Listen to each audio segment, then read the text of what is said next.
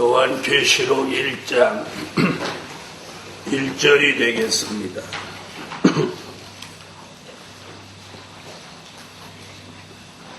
예수 그리스도의 계시라. 이는 하나님이 그에게 주사 반드시 속히 될 일을 그 종들에게 보이시려고 그 천사를 그 종 요한에게 보내어 지시하신 것이라. 오늘 밤에 증거해드릴 말씀은 미래를 알고 준비하는 사람. 미래를 알고 준비하는 사람. 이 말은 무슨 얘기냐면 미래를 모르고 준비하면 그 수고도 헛되려니와 그 결과도 무의미합니다. 그러니까 미래를 알고 준비해야 그 수고도 참되고 그 결과도 아름답습니다. 지난밤에도 말씀드렸듯이 자신이 정말 미래를 얼마나 알고 있느냐, 이게 오늘 중요한 거예요. 아는 사람들은 미래를 알지도 못하면서 상당히 아는 체 하고 있습니다. 우리가 자신이 미래를 알고 있다, 모르고 있다, 누가 제일 잘 알아요? 누가 제일 잘 알아요? 자기 자신이 제일 잘 알아요. 그래서 오늘 저녁에 우리는 자신을 속이지 말고 이번 성회에 정말 미래를 잘 아는 그런 종이 되셔야 돼요. 몰라서 물어보는 일이나 몰라서 배우는 것은 절대로 그건 창피한 일이 아니에요. 모르면서도 아는 체 하는 것이 창피한 일이고, 또 이제 미래를 준비하지 못하는 것이, 그것이 큰 난제인 것입니다. 그래서 오늘 저녁에는 미래를 알고 준비하는 사람. 어떤 사람이 미래를 알고 준비하냐? 지난밤에도 말씀드렸죠. 노아 같은 사람, 요셉 같은 사람, 또 선지자 같은 사람, 또 120문도 같은 사람, 또 요한계시록 저자인 사도 요한 같은 사람, 이런 사람들은 다 미래를 알고 준비했던 사람들입니다. 그렇다면 우리 시대를 살아가는 저와 여러분도 뭐하라고? 미래를 알고 미래를 준비하는 사람이 되시라는 거예요. 자, 그 첫째로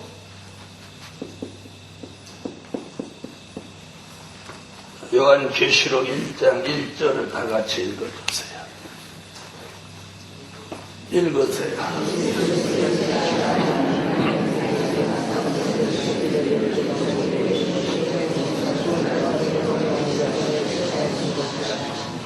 자, 첫째는 될 일의 말씀을 알고 미래를 준비하는 사람. 무슨 말씀을 알고? 될 일의 말씀을 알고 미래를 준비하는 사람. 오늘 여기에 여러분이, 저와 여러분이 해당돼야 돼요. 여기 해당돼요. 될 일의 말씀을 알고 미래를 준비하는 사람. 자, 왜 될 일의 말씀을 알고 준비해야 되느냐? 천하 없는 사람이 뭐라고 해도 성경에서 미래를 예언한 말씀 그대로 현실이 이루어집니다. 그렇게 믿으시면 아멘 하세요. 별의별 사람들이 다 있습니다. 성경을 무시하고 성경의 예언을 왜곡되게 말하는 사람들이 있지만 이 말씀은 절대로 변하지 않고 이루어집니다. 아멘. 이래서 성경은 지난밤에도 말씀드렸던 것 같이 된 일의 말씀과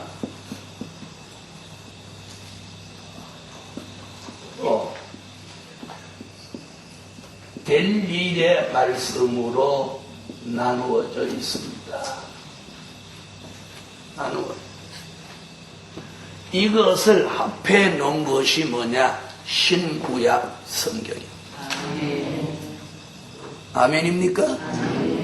된 일의 말씀과 될 일의 말씀을 합해 놓은 것이 신구약 성경이에요. 아멘. 신구약 성경. 자, 된 일의 말씀은 고린도전서 15장 3절로 4절을 찾으세요.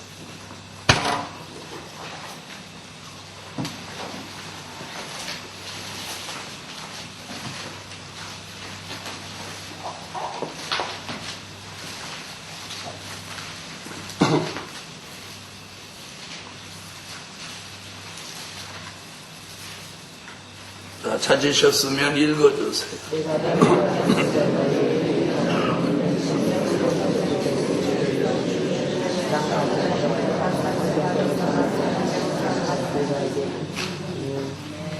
아멘. 자, 이게 무슨 얘기예요? 자, 성경대로 예수님이 어떻게 탄생도 안 하고 죽으시고요. 아이고, 급하기도 해라. 어떻게 그렇게 예수님을 쉽게 죽이려고. 자, 예수님 성경대로 나시고잖아요. 뭐 나셔야 뭐 죽으시든지 하지. 여러분 어떻게 그렇게 대번 죽이시려고. 그래 성경대로 예수님 나시고요. 탄생. 아멘. 자, 그 다음에 뭘 지셨어요? 십자가.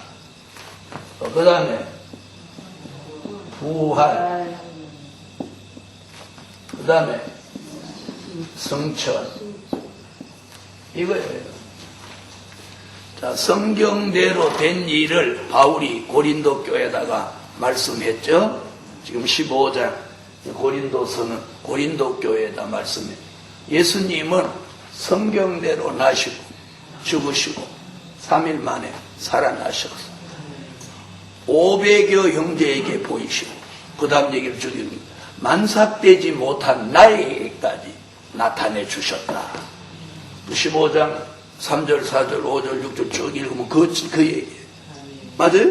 아멘. 어떻게 아멘을 안 해요? 잠이 안 깨셨어? 이거예요. 바울이 말하. 이게 뭐예요? 예수의 탄생. 탄생이 뭐예요? 말씀이 육신이 되셔서 신성과 인성을 겸하신 도성이신하신 성자 예수. 성령으로 잉태하여 동정녀 몸에 탄생하신 그 예수님. 인류의 죄를 지시기 위하여 십자가를 지신 예수.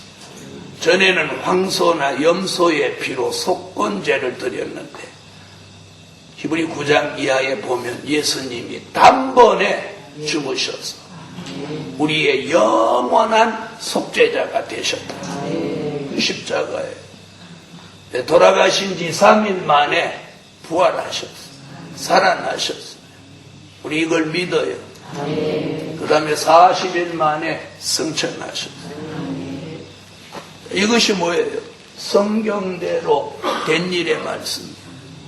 거기에 뭐 초대교회 역사 또 그런 말씀들이 있지만 딱 예수에 대해서 말씀하면 이거. 그런데 우리가 지금까지 예수 믿은 게 뭐냐? 이걸 중심에서 믿은. 네. 그게 뭐예요? 된 일의 말씀이죠. 자, 이제는 여기서 한 발 더 나가자는 거예요. 그게 뭐예요? 될 일의 말씀. 성경은 된 일과 될 일이 합하여져 있다. 합하여진 거 신구약 성경이라. 우리는 된 일에 대해서는 말을 잘하는데 될 일에 대해서 물어보는 아는 사람이 별로 없다고. 바로 이 기도원에서는 그걸 열으려고 합니다. 아멘. 그래서 될 일의 말씀. 될 일의 말씀 요한계시록 1장 1절에 뭐라고 했어요? 반드시 속히 될 일. 요한계시록 1장 19절, 요한계시록 4장 1절, 요한계시록 22장 6절. 이렇게 요한계시록 안에서만도 4번이나 될 일 이렇게 말했어요. 그럼 예수님이 수다스러우셔서 이렇게 말했느냐?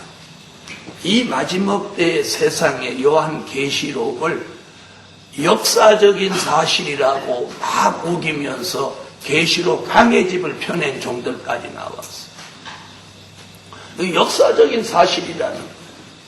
이는 주 95년경에 사도 요한이 뭐라고 그랬는데, 이는 반드시 속히 될 일이다. 될 일이라는 게 뭐예요? 미래에 대한 예언이라는 거예요. 주 95년. 예? 그런데 뭐라고 그래, 사람이? 그 역사적인 사실이라. 1장 1절을 읽었으니까 1장 19절 읽으세요.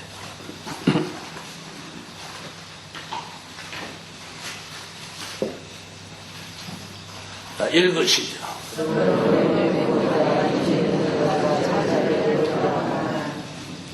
4장 1절.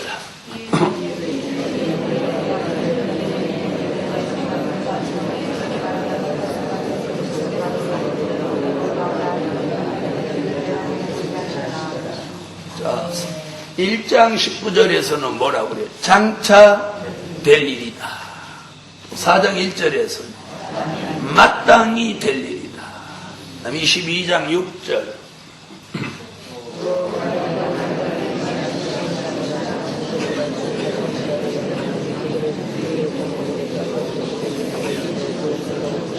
결코 속히 될 일이다.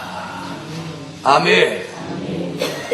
이렇게 4번씩이나 될 일 이렇게 말씀하신 것은 예수님이 수다스럽거나 그래서 그런 말씀이 아니라 마지막 때의 사람들이 요한계시록을 가지고 다양하게 이걸 훼손할 걸 주님은 내다보시고, 이는 될 일이지 역사적인 사실이나 상징, 또 계시록을 막 상징이라고 하는 사람, 심지어 신천지는 전부 계시록을 비유로 막 다 풀어가고, 이는 비유로 풀어도 안 되고 역사적인 사실로 봐도 안 되고, 또 이는 상징으로 봐도 안 되고, 또 여호와 증인은 전부 이걸 영적으로 풀어요.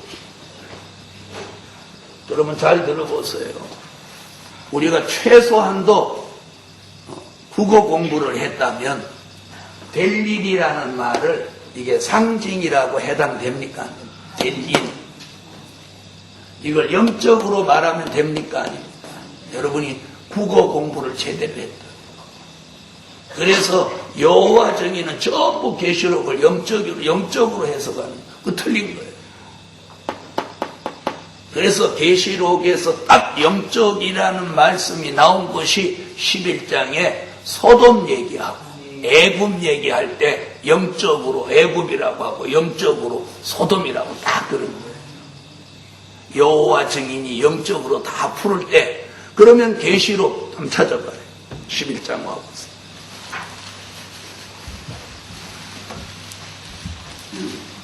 11장 8절을 다 같이 읽어보세요. 이거 여호와 증인 이기는 비결을 가르쳐 드리는 거예요. 자, 11장 8절 읽어보세요.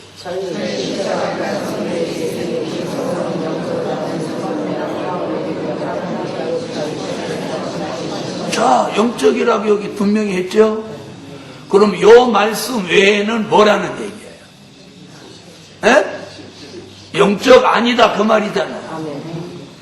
우리가 이 말씀의 문법을 잘 이해하라. 여호와 증인은 1장부터 22장까지 전부를 영적으로 해요. 그럼 뭐가 없어? 천년왕국도 없고 또 무궁천국도 없는 거야. 만약에 계시록이 영적으로 이루어지는 거랑 우리는 갈 곳이 없어요. 어떤 목사님들은 전부 이걸 또 상징이래. 그럼 상징만 있고 현실이 없어 우리 어디가? 참으로 무서운 시대에 살고 있어. 신천지는 전부 이거 비유로 풀어. 그럼 이게 전부 비유면 현실은 어디가 있는 거야? 우리의 미래는 그럼 어떻게 되는 거야? 오늘 저녁에 이 말씀을 잘 들으세요. 신천지는 비유로 풀고 여호와 정의는 영적이라고 하고, 그리고 많은 종들은 상징이라고. 저는 이것이 미래의 현실로 이루어진 말씀입니다. 이해되셨습니까?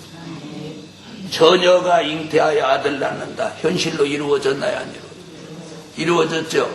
예수님이 십자가 지신다. 이루어졌죠? 예수님 부활하신다. 그래서 예수님이 육신의 몸을 입고 온 거예요.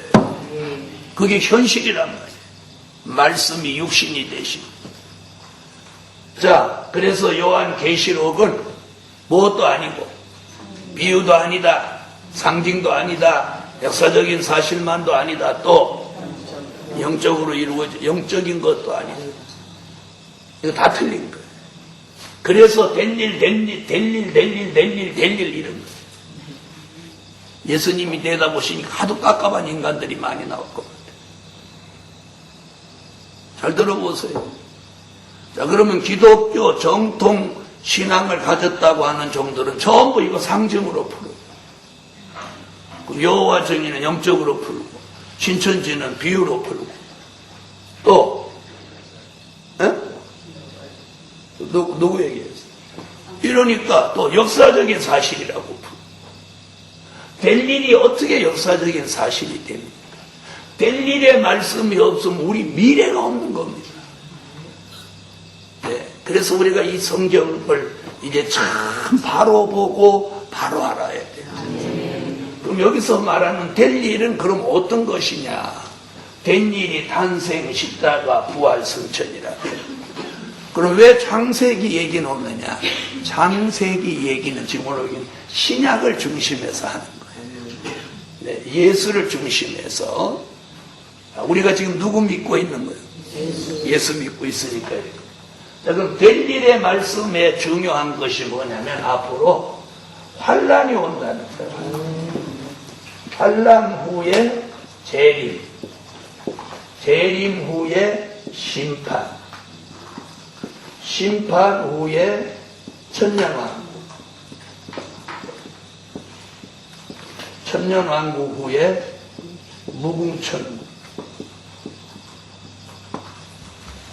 자, 이거예요. 이게 우리의 미래예요. 앞으로 다가올 우리의 미래. 그래서 무궁천국이 이루어지면 우리는 거기 들어가서 영원히 영생복락을 누리면서 성경과 함께 끝을 냅니다. 끝입니다. 이 무궁천국을 죽었다가 영혼으로 구원받았다가 부활해서 갈 거냐, 살아서 천년왕국을 거쳐서 여기 들어갈 거냐, 요 차이예요. 지금까지 예수 믿고 죽은 사람은 앞으로 백보자 심판 때 살아나서 부활한 몸을 가지고 천국에 갑니다. 많은 종들은 지금 예수 믿고 죽은 사람 다 천국 갔다고 하는데 천국 간 게 아니고 낙원이에요. 낙원. 자, 그랬더니 이제 원어로 낙원도 천국이다 그렇게 말해요. 이제 원어 얘기까지 듣고. 원어로는 낙원을 천국이라고 합니다. 그러나 예수님은 분명 우평강도에게 네가 오늘 나와 함께 낙원에 있습니다. 그럼 왜 원어로는 천국인데 낙원이라고 했느냐? 그러면 성경 다른 곳에 천국 얘기 나옵니까? 안 나옵니까? 안 나와요? 수십 번 나옵니다. 천국 얘기. 복음서에 천국 얘기가 수도 없이 나온답니다. 네? 천국 얘기. 바로 그 천국이라고 한 걸 여기를 말합니다. 지금 예수 믿고 죽은 사람은 낙원이라는 곳에 영혼으로 가 있는. 무궁천국은 영혼이 가는 곳이 아니에요. 육체로 부활해서 가는 것이죠. 이래서 요한계시록을 잘 모르면 미래에 대해서 말씀을 흐미하게 할 수밖에 없어. 그런데 요한계시록을 통달하면 미래를 환하게 말할 수 있어요. 할렐루야. 자, 이것이 앞으로 우리의 미래, 될 일의 말씀. 그래서 탄생, 십자가, 부활, 승천, 이걸 중심해서 믿음을 가지는 시대를 은혜 시대라고 합니다. 환난, 재림, 심판, 천년왕국, 무궁천국, 미래의 될 일의 말씀을 중심해서 믿는 것을 환난 시대라고 하는 거예요. 할렐루야. 그래서 오늘 될 일의 말씀을 알았다면 이제 될 일의 말씀을 분별해서 무엇한다고? 미래를 준비하는 사람이 되라는 거예요. 될 일의 말씀을 통해서 환난이 오는 미래를 알았어. 그럼 환난에 대비해서 준비하는 사람이 돼야 돼. 그래서 노아가 홍수에 대비해서 뭐 만들듯이 방주 만들듯이, 그죠? 그 다음에 재림을 될 일의 말씀을 통해서 재림을 알았다면 그 재림이 있는 미래를 준비해야 됩니다. 그럼 재림이 있는 미래는 어떻게 준비하냐? 마태복음 25장 1절로 13절 기름과 등불을 준비해라. 계시록 19장 7절로 8절 세마포 예복을 입어라. 히브리 9장 28절 죄와 상관없이 자기를 바라는 자들에게 두 번째 나타나시리라. 그럼 주의 재림을 알고 준비하는 사람은 그 세 가지를 갖춰야 된다. 기름, 등불, 세마포, 예복, 죄와 상관없이 돼야 돼. 이 세 가지에 대해서 어떻게 준비하는지 알아야 된다. 그걸 모르고 있다면 우선 미래에 대한 준비를 못하는 사람이에요. 그래서 미래를 알고 준비하는 사람을 마태복음에서 예수님 뭐라고 그랬어요? 슬기로운 다섯 처녀다. 그걸 모르고 준비 못하는 처녀를 뭐라고 했어요? 미련한 다섯 처녀다. 말세에 이런 두 교회가 갈라진다는 거예요. 그래서 이 두 부류의 교회가 나온다는 말씀이 마태복음 25장 1절로 13절이에요. 그걸 마태복음 24장에 뭐라고 해요? 두 여인이 매를 갈고 있는데 하나는 데려가고 하나는 버려둔다. 버려둔다는 게 25장에 기름등불 준비하지 못한 미련한 다섯 처녀를 내다본 말씀이에요. 그걸 지금까지 주의 종들이 예수 안 믿는 사람, 믿는 사람 그렇게 말했다. 성경은 예수 안 믿는 사람은 거론하지 않아요. 왜? 요한복음 3장에 이미 믿지 아니함으로 정죄함을 받았다고. 예수 안 믿는 그 자체로 버림받아. 자, 그래서 심판, 여기서 말하는 심판은 두 가지가 있어요. 미래의 심판, 두 가지. 산자의 심판, 죽은 자의 심판. 천년왕국을 이루기 위해서 산자의 심판, 천년왕국 후에 무궁천국에 들어가기 위해서 죽은 자의 영혼을 다 부활시키는 죽은 자의 심판. 심판이 두 가지로 있다. 우심판. 그 다음에 이런 심판이 있은 후에 무슨 왕국? 천년왕국. 나와서 졸을 바에는 뭐하러 나오셨어? 방에서 주무시지. 여기 나오셨으면 이걸 똑똑히 들으라고. 그게 자신이 살고 여러분의 가정과 교회를 살리는 거다. 이 말씀을 제대로 안 하면 어떻게 눈이 이렇게 감깁니까? 눈 번쩍 뜨고 말씀을 잘 들어보세요. 앞으로 예수님이 지상에 오시면 심판하고 천년 동안 그분의 나라를 이 땅에 이룬다. 저는 여러분을 바로 이곳으로 인도할 목적으로 이 밤에도 모입니다. 이 밤에. 사례비 받고 움직이는 직업적인 부흥사는 이 밤중에 설교 안 합니다. 맞아요, 안 맞아요? 맞아요, 안 맞아요? 직업적인 부흥사들은 이 밤중에 설교하러 안 나옵니다. 누가 이렇게 막 못 가르쳐서 안다를 하는 종이 어디 있습니까? 어디 있어요? 여러분, 여기 있잖아. 이렇게 말하는. 어디 있어요, 그럼? 어디 있어? 이런. 거기 계시잖아. 이렇게 해야 맞다는. 저는 여러분을 못 가르쳐서 안달이 난 사람이잖아. 그죠? 어떻게 하든지, 저는 오늘 저녁에 들어가서 이렇게 쉬면서도, 오늘 저녁에 하나님 어떤 말씀을 증거해야 미래를 준비함에 있어서 부족이 없을까요? 천년왕. 그럼 천년왕국 끝에 백보자 심판이 있고 무궁천국이 이루어집니다. 할렐루야. 자, 이것이 큰 테마야. 여기에서 발생하는 진리가 수도 없답니다. 수도 없다. 수도 없습니다. 그럼 저같이 부족한 종에게 이 엄청난 것들을 어떻게, 왜 알게 해주셨냐? 왜 알게 해주셨냐? 네, 있는 그대로 말씀드리면 은혜 시대에 지금까지 잘 나가시는 종들은 머지않아 다 들어갑니다. 어째서 아멘 안 하는 거예요? 그럼 그분들이 마르고 닳도록 다 해잡으면 저하고 여러분은 뭐가 되는 거예요? 맞아요, 안 맞아요? 그래서 잘 들어보세요.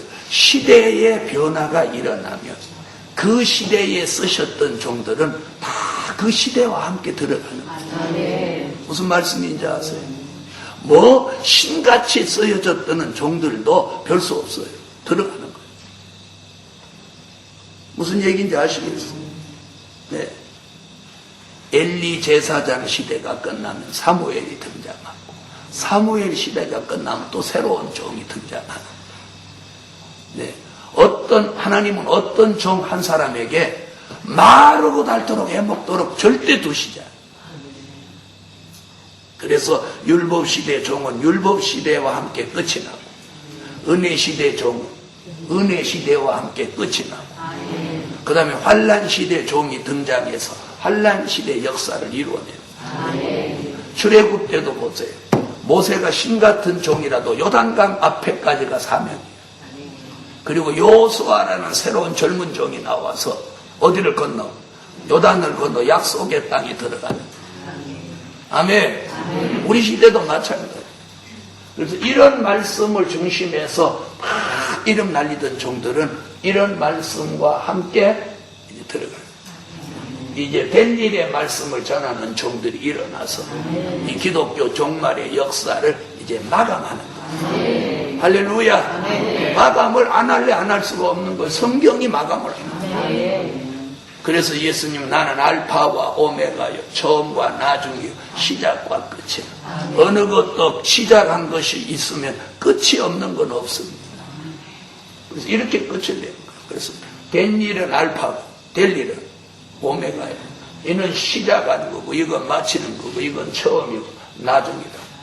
그러므로 될 일의 말씀을 알고 미래를 준비하는 사람이 이걸로 환란을 알고 재림을 알고 심판을 알고 천년왕국 무궁천국을 알고 준비하니까 그 말씀의 기준대로 말씀대로 준비하는 미래, 말씀대로 이루어지니 그 사람하고 딱 맞아떨어지죠. 맞아요, 안 맞아요? 그래서 말씀이 기준이 돼야 된다. 이해되셨어요? 말씀이 없는 건 안 되는 거예요. 그건 어떤 요행을 말하는 거지, 안 되는 거예요. 그건 잘못되고 마는 거예요. 이래서 될 일의 말씀을 알고 미래를 준비하는 사람. 그럼 될 일의 말씀을 배워야 돼요, 안 배워요? 배워야죠. 그래서 오늘 저녁에도 지금 배우는 거예요. 그런데 문제는 배워도 잘 모르겠고 또 알았다고 해도 또 금방 휙 잊어버리고 그런 게 문제예요. 그런데 뜻이 있는 사람은 하나님이 역사해 준다는 사실. 중요한 건 뜻이 있는 사람이 뜻이 있어요. 하나님의 뜻이 있어요. 자, 두 번째.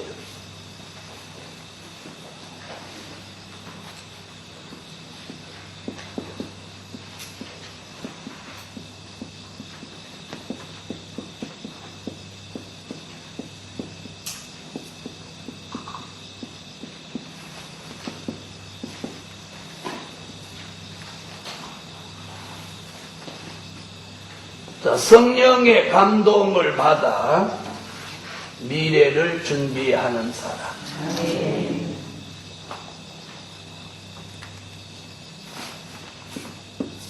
요한계시록 1장 10절을 찾으세요.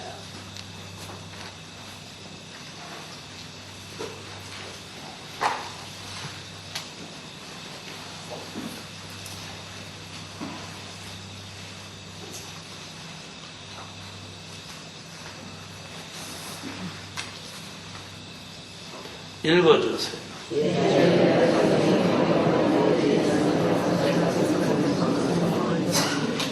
아멘. 성령의 감동을 받아 미래를 준비하는 사람. 자, 사도 요한이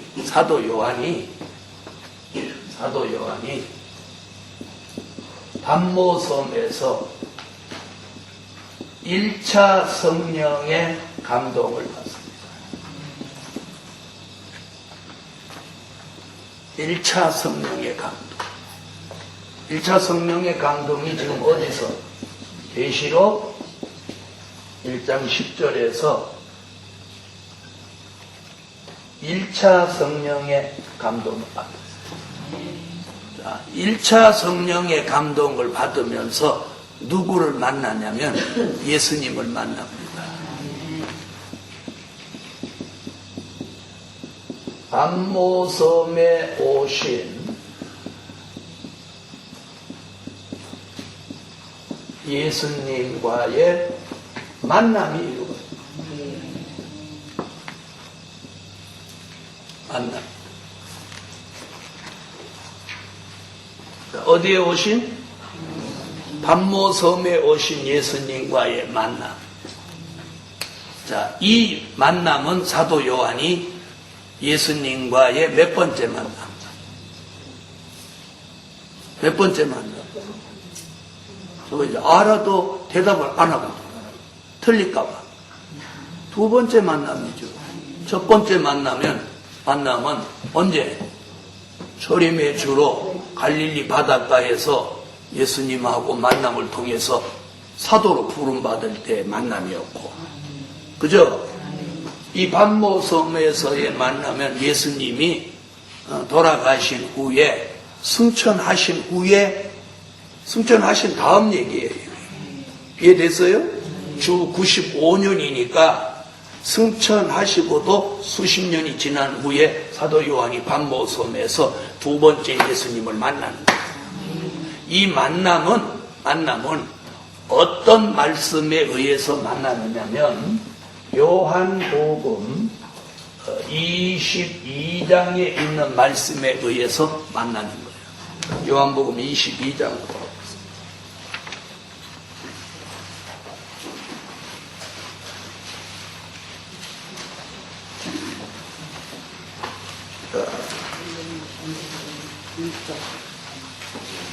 근데 21장, 22장에 요한복음 21장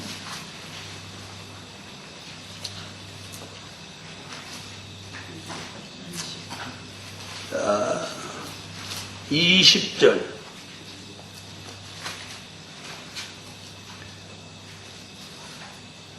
20절부터 22절까지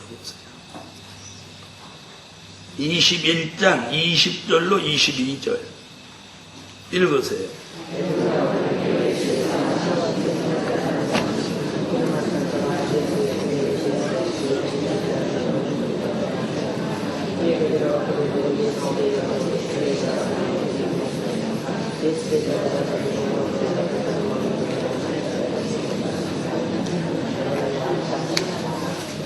자, 요 말씀을 많은 종들이 이해한 종들이 없어요.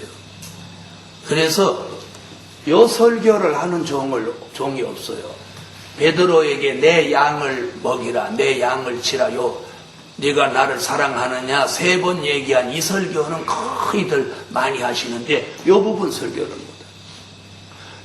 요 뜻을 알아들으면 바로 계시록 1장이 요 말씀입니다. 사도 요한에게, 여기 보면 베드로에게 사도 요한은 내가 올 때까지 머물러 두고자 할지라도 너와는 상관이 없느니라. 내가 올 때까지 머물러 두고도 할지라도 너와는 상관이 없느니라. 그렇게 했죠? 그 내가 올 때까지 머물러 둔다는 게 계시록 1장이에요.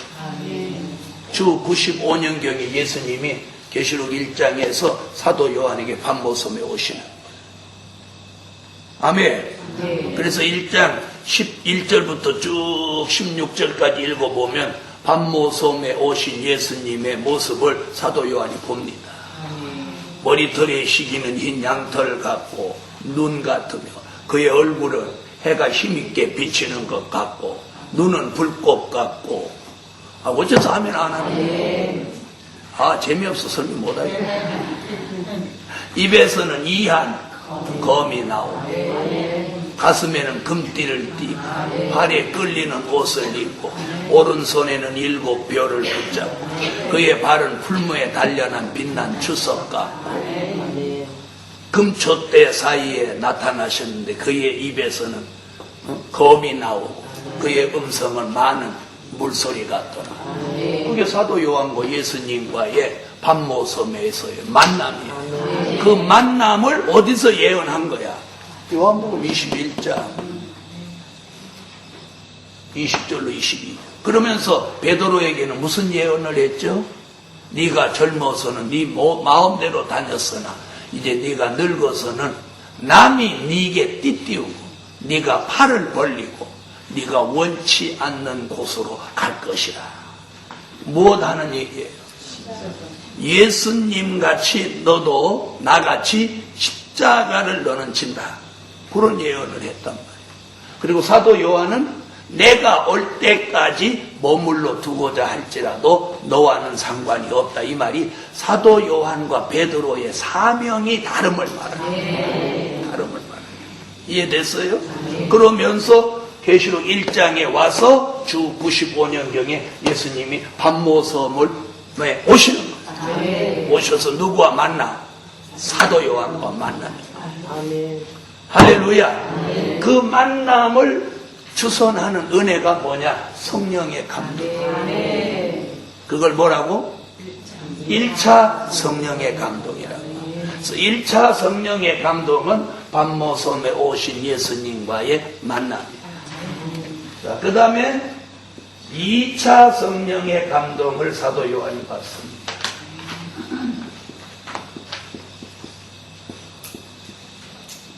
자, 2차 성령의 감동은 어디서 받느냐? 요한계시록 4장 2절에서 받습니다.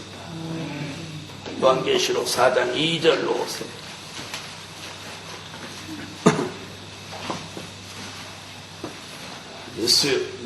읽으세요.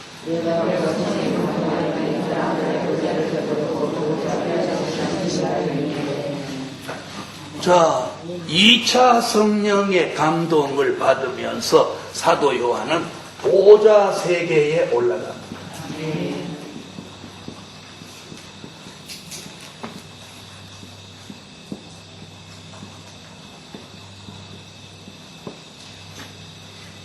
보좌 세계에 올라갑니다. 자, 그러면서 사도 요한은 뭐를 보느냐? 보좌 세계를 봅니다. 할렐루야. 그러면서 벽옥의 여호와, 홍보석 성령님, 녹보석 주 예수, 삼위일체 하나님을 보석으로 봅니다.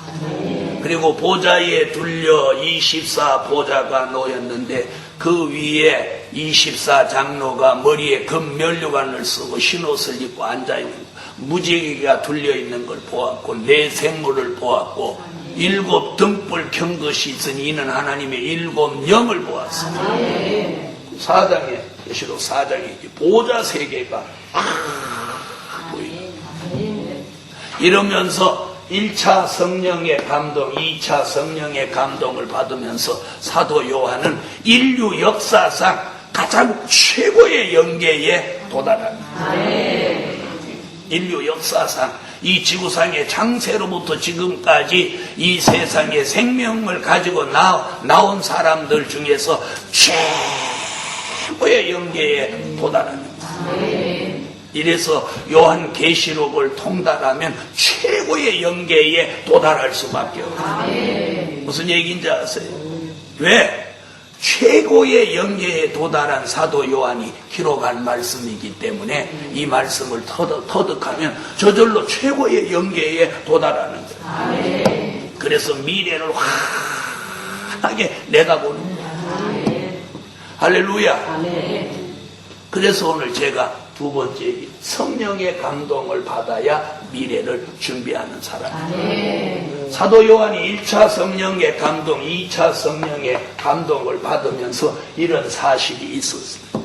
그럼 저와 여러분이 사도 요한 같은 성령의 감동을 받아야 돼요. 그럼 왜 사도 요한 같은 성령의 감동을 받아야 되느냐? 그 해답이 베드로후서예요. 베드로후서 1장 20절로 21절에 그 해답이 나오는 거예요. 그래서 이 두 곳을 말하고는 꼭 여기를 참고해야 해요. 여기서 그 해답이 나오는 거예요. 베드로후서 1장 20절로 21절 찾으세요.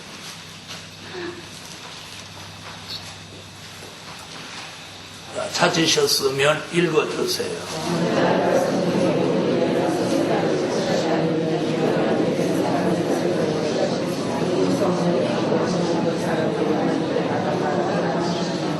할렐루야. 여기 보니까 뭐라고?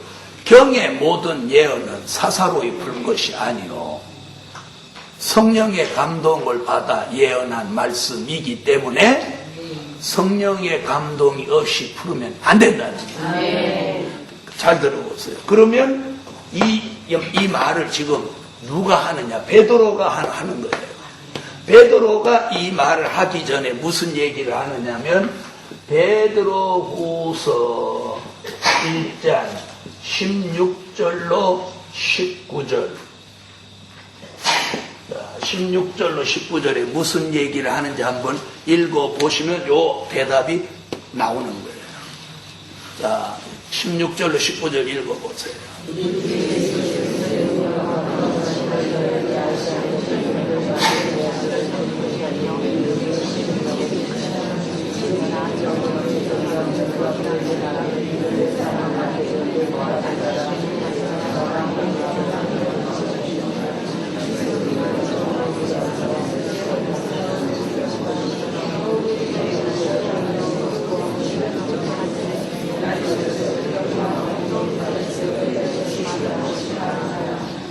할렐루야. 자, 여러분은 읽었어도 제가 말씀드리는 거하고 여러분이 생각하는 거하고 어떤 편차가 있는지 잘 들어보세요. 자, 주목이에요. 지금 베드로가 무슨 얘기를 하느냐면 베드로후서 1장에서 마태복음 17장을 말합니다.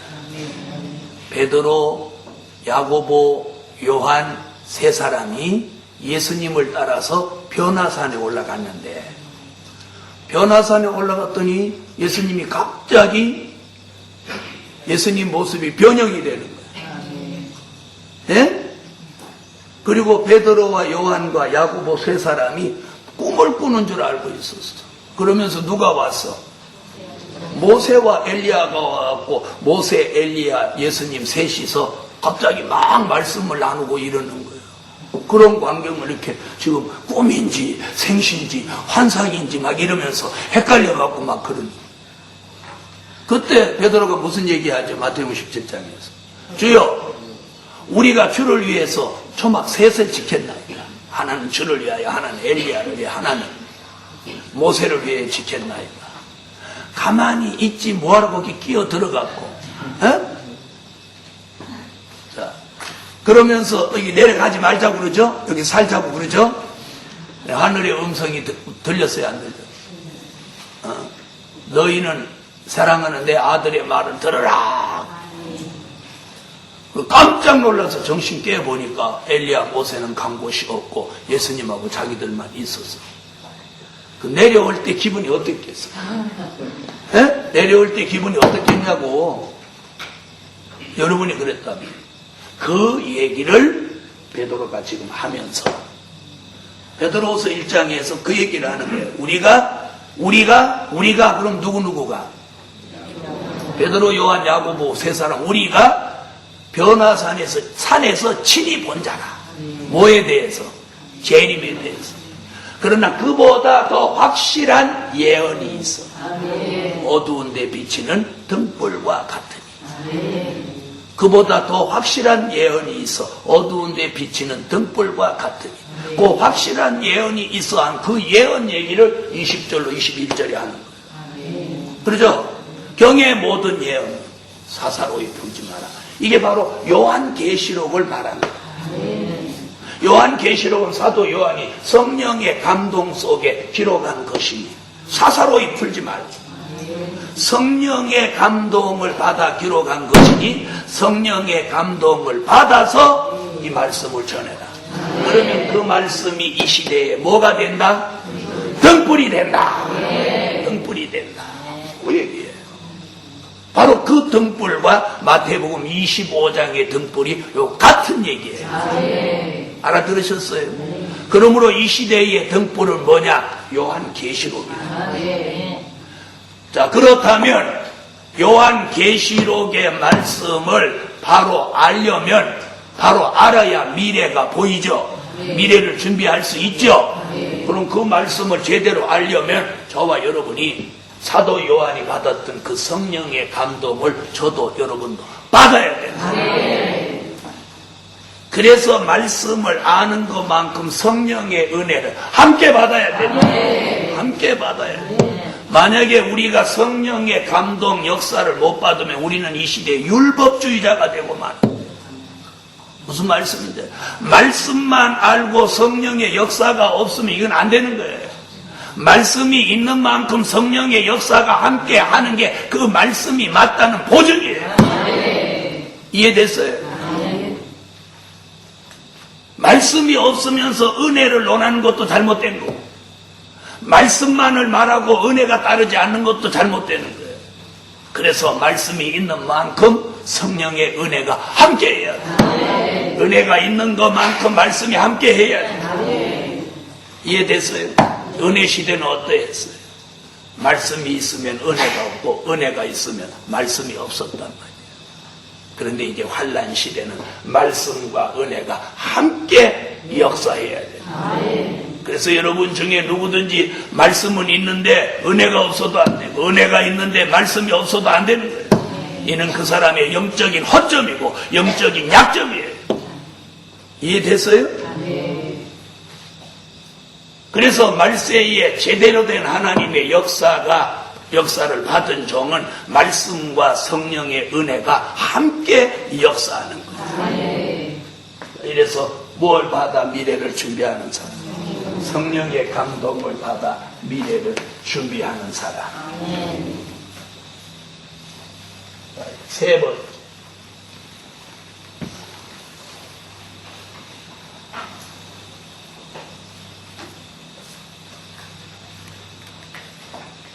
세 번째.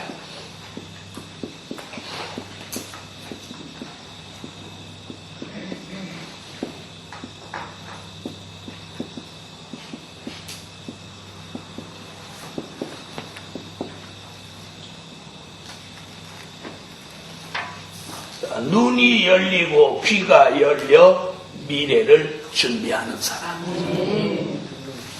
크게 아멘 하세요. 눈이 열리고 귀가 열려 미래를 준비하는 사람. 오늘 저와 여러분이 눈이 열리고 귀가 열려야 미래를 제대로 준비할 수 있어요. 참 들어보세요. 보이지도 않아. 어떻게 미래를 준비하는 거야? 들리지 않아. 어떻게 미래를 준비하는 거야? 그래서 사도 요한이 밤모섬에서 예수님과 만나면서 성령의 감동을 받아 예수님과 만나면서 이 눈이 열립니다. 눈이 열립니다. 자, 요한계시록 1장으로 와보세요.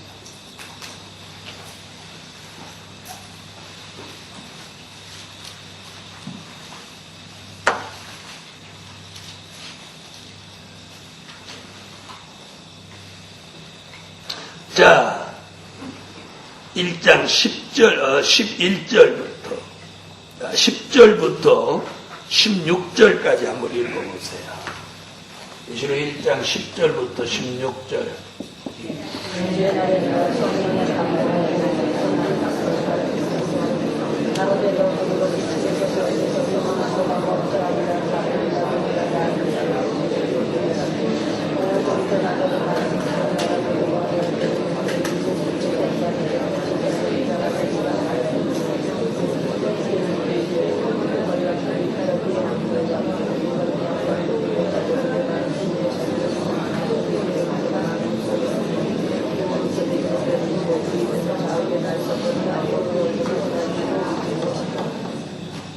자, 10절 하반절, 10절 보세요. 주의 날에 내가 성령에 감동하여 내 뒤에서 나는 나팔 소리 같은 큰 음성을 들으니 뭔 열린 거예요? 귀가 열렸죠? 들으니. 그 다음에 12절, 몸을 돌이켜 나더러 말한 음성을 알아보려고 하여 돌이킬 때에 금촛대를 보았는데 뭔 열렸죠? 눈이 열렸어. 그러면서 예수님의 음성이 나팔 소리 같다, 많은 물소리 같다. 예수님의 모습을 머리서부터 발끝까지 본대로 아주 기록을 해놓은 사도 요한이 성령의 감동을 받으면서 눈이 열리고 귀가 열렸어요.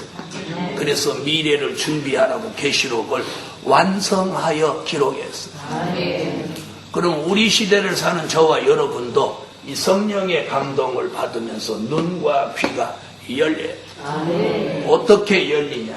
눈은 이렇게 열려요.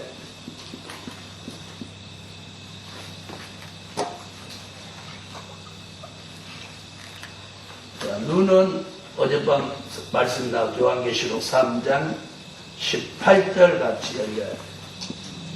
귀는 이사야 50장 4절로 5절 같이 열리는 거야.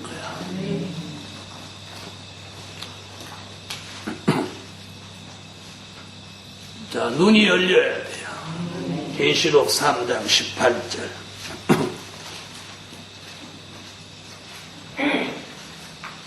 자, 찾으셨으면 읽으세요.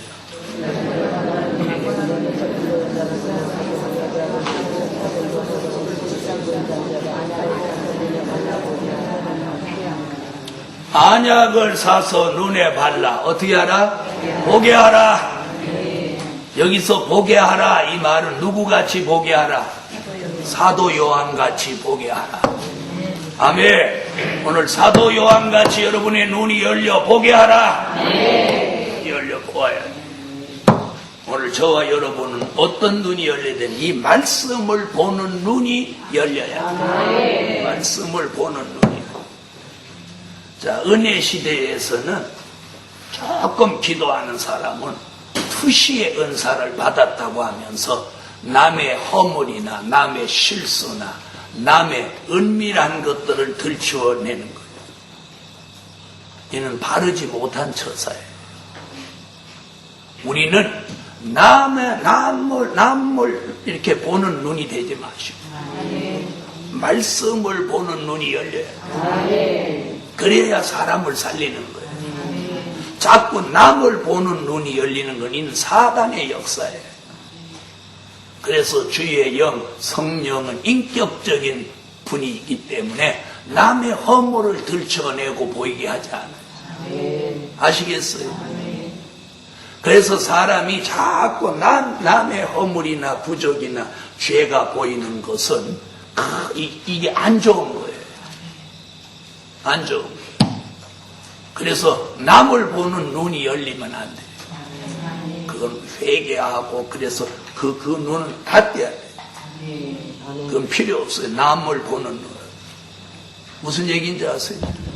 바알 선지자와 같은 사람이 이 말세 초대교회 안에서 나와가지고 예수님이 사랑하는 참 종들을 가르치는데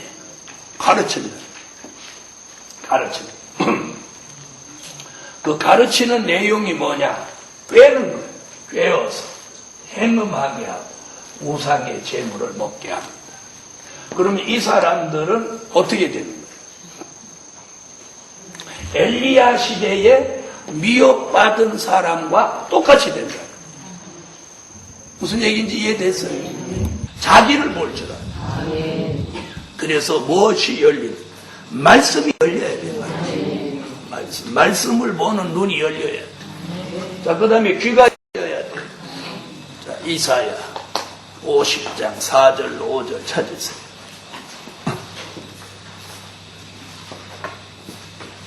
자, 찾으셨으면 얼른 읽어요.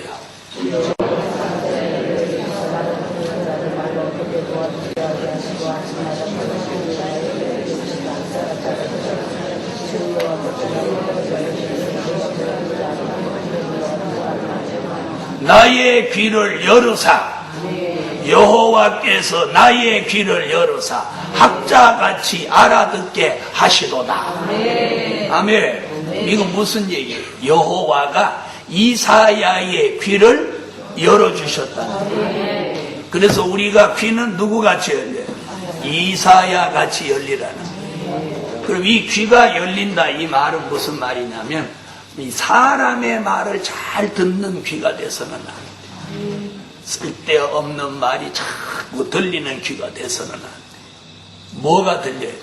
이 된 일의 말씀이 들리는 귀가 열려야 돼. 이 똑같은 귀인데 잘 들어보세요.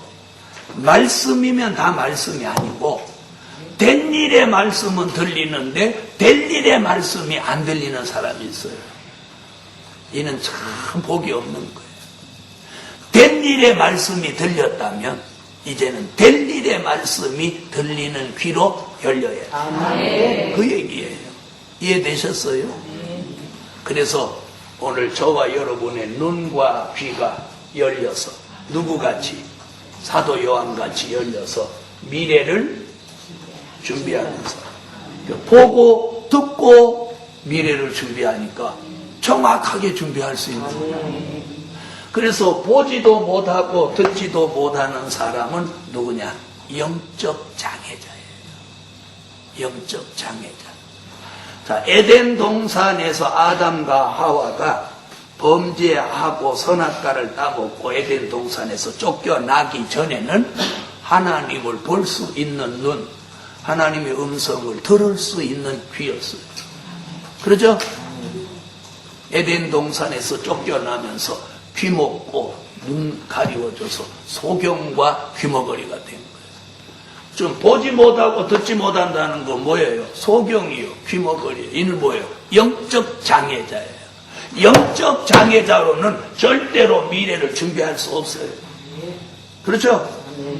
오늘 여러분에게 영적 장애가 회복됐어요. 보지 못하는 눈은 보게 되고 듣지 못하는 귀는 들려져서 미래를 준비하는 사람, 이 사람이 복이 있는 사람입니다. 한 가지만 더 하죠.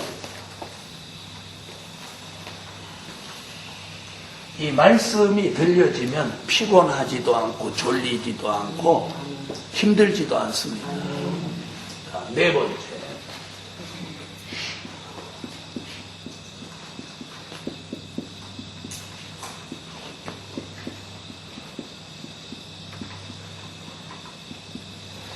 주의 손에 붙들려 미래를 준비하는 사람.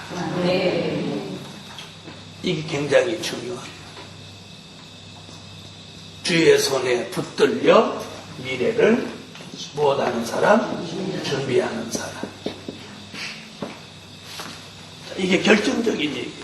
자, 다 같이 찾으세요. 계시록 1장 20절.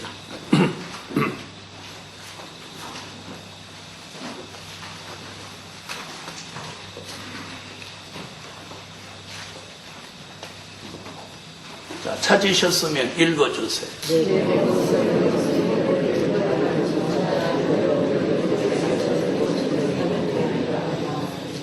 자, 주의 손에 붙들려야 미래를 제대로 준비할 수 있습니다. 그래서 요한 계시록에서는 미래를 바로 준비할 사람을 붙들렸다고 했고 미래를 준비 못할 사람을 떨어졌다고 했어요.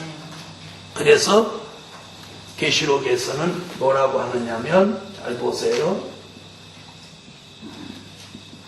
떨어진 별과 붙들린 별로 표. 떨어진 별과 붙들린 별. 미래를 준비하려면 어떻게 해야 돼요? 붙들려야 돼요. 떨어진 별이 되면 미래를 절대로 준비할 수 없는 거예요. 그래서 계시록 8장 10절로 11절, 계시록 9장 1절로 2절, 유다서 1장 13절. 자, 찾으세요. 계시록 8장 10절로 11절. 자, 찾으셨으면 읽으세요.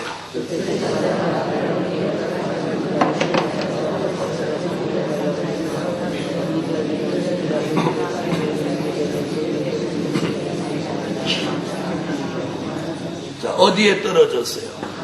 강과 물샘에 떨어졌는데 이 떨어진 별이 뭐라고? 이름이 쑥이라고 됐고, 그로 인해서 쑥물로 많은 사람이 죽더라. 자기만 떨어지는 게 아니고 많은 사람을 죽인다는 거예요. 그래서 이 별은 하나님의 종을 가리키는, 계시록 9장 1절로 2절.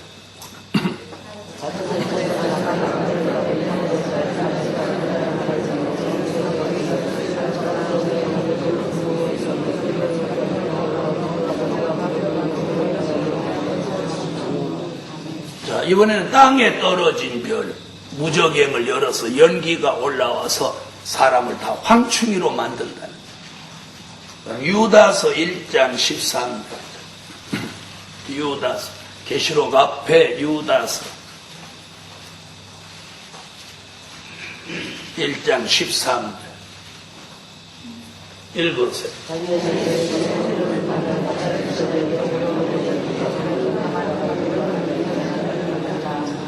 유리하는 별. 유리하는 별이라는 건 뭐예요? 자기 위치에 있지 않고 떠돌이 별이 됐다, 이런 얘기예요. 그럼 이게 무슨 얘기냐? 잘 들어보세요. 별이 하늘에 붙어 있어야 별이지, 떨어지면 이미 별이 아닌 거예요. 이 말은 무슨 말이냐면, 주의 종은 종인데 하나님과 영적 관계가 끝이 난 종이에요. 이해됐어요? 역사적인 사실을 말씀드리면 엘리 제사장 같은 종이에요. 엘리 제사장이 그 당시에 3대 직분을 가지고 있었어요. 사사, 선지자, 제사장. 현직에 있었어요.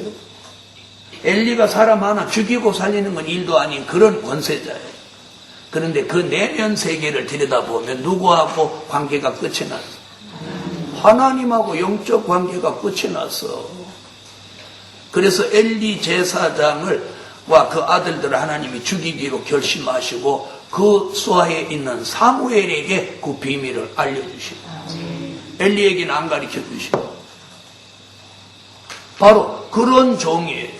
현직에서 유명한 종이에요. 그런데 성경은 떨어진 별로 말하고 하나님과 영적 관계가 끝이 났단 말이에요. 그래도 뭐 할 수 있어? 유명한 종으로 부흥할 수 있고 현실에서 권세 있게 일할 수 있단 말이에요. 그러나 영적인 내면 세계는 이런 별이 있다는, 이런 벽이 나온다는 걸 사도 요한이 95년경에 예언을 해요. 그럼 이런 붙들린 별이 있다면 떨어진 별이 있을까요, 없을까요? 있을까요, 없을까요? 엘리가 있으면 사무엘이 있듯이. 그러면서 붙들린 별 얘기합니다. 요한계시록 1장 20절 아까 읽었죠? 다니엘서 12장 3절을 찾았어요. 많은 사람을 살리는 별로. 다니엘서 12장 3절.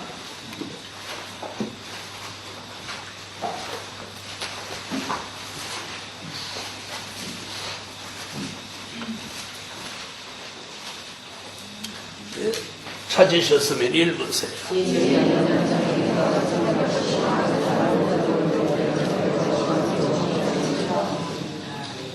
네, 많은 지혜 있는 종은 많은 사람을 옳은 대로 돌아올 것이요. 돌아오게 한 자는 별과 같이 영원토록 비추리라. 이 종은 붙들린 별이죠. 이사야 41장 10절.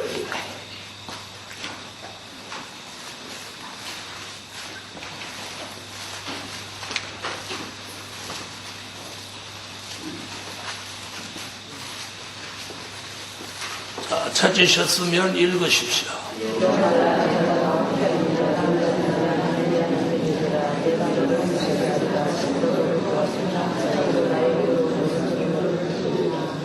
할렐루야. 나의 의로운 오른손으로 너를 붙들리라.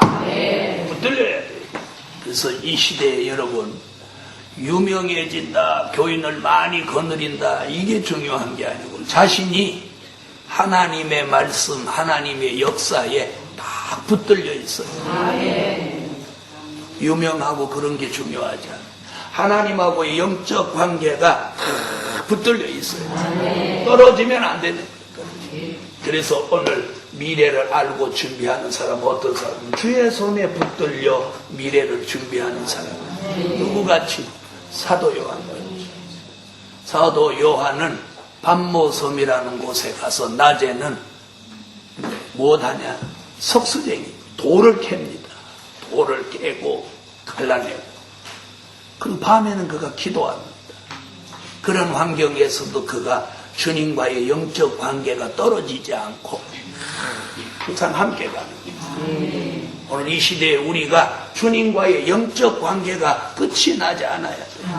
주님과 늘 붙들려 있는, 그분에게 붙들려 있는 생활을 해야 돼요. 그런 종이 미래를 준비하는 사람. 그래서 오늘 네 가지만 말씀드립니다. 첫째는 될 일의 말씀을 알고, 둘째는 성령의 감동을 받고, 셋째는 눈이 열리고 귀가 열려서, 넷째는 주의 손에 붙들려서 미래를 준비하는 사람이 됩시다. 그러면 그 사람이 본문에 뭐예요? 많은 사람을 살린다. 기도드립니다.